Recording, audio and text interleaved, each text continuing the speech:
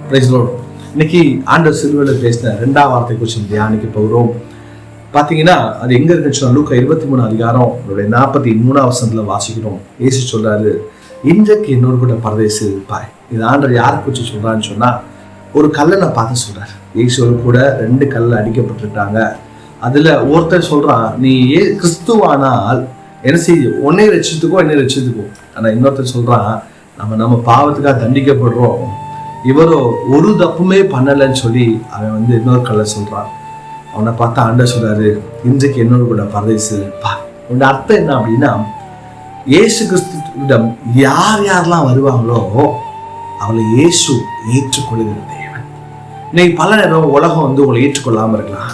பல நேரம் உங்களோட படிப்பை வச்சு, பல நேரம் உங்களுடைய ஃபினான்ஷியல் ஸ்டேட்டஸை வச்சு உங்களை ஏற்றுக்கொள்ளாம இருக்கலாம். ஆனா இயேசுவிடம் வருகிற எல்லா நபர்களையும் அவர் ஏற்றுக்கொள்கிற தேவன்.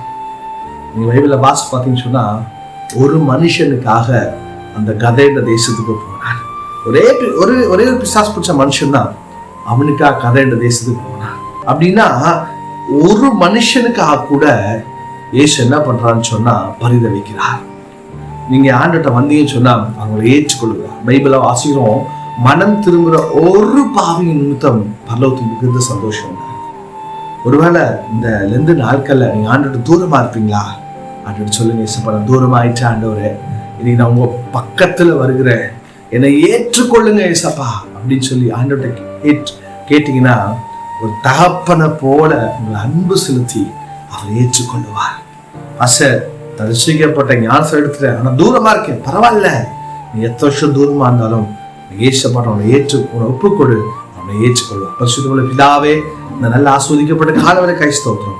ஆண்டவர் எவ்வளவு தூரமா இருந்தாலும் தூரமா இருந்தாலும் ஆண்டவரே நீங்களை ஏற்றுக்கொள்ளுங்க தேவன், அதை ஏற்றுக்கொள்ளுங்கப்பா. ஆண்டவர் இந்த நிகழ்ச்சியை பார்க்க ஒவ்வொரு கத்துல ஆசீர்வதிங்கப்பா. ஆண்டவரே அவர் எல்லா தவறுகளும் மன்னித்து பிள்ளையாய் ஏற்றுக்கொள்ளும்படி நாங்கள் ஜெபிக்கிறோம். இயேசுவின் நாமத்தில் பிதாவே.